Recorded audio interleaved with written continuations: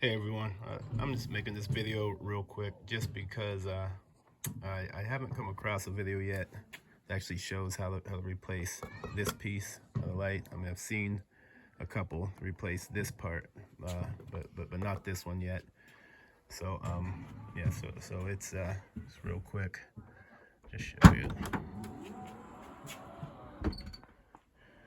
and so it is just a series of clips underneath here, so you do actually have to remove the plastic molding. I think I'm going to try to not remove this any further, but you can see you got a clip up here, another one here, another one there, and then one down in there.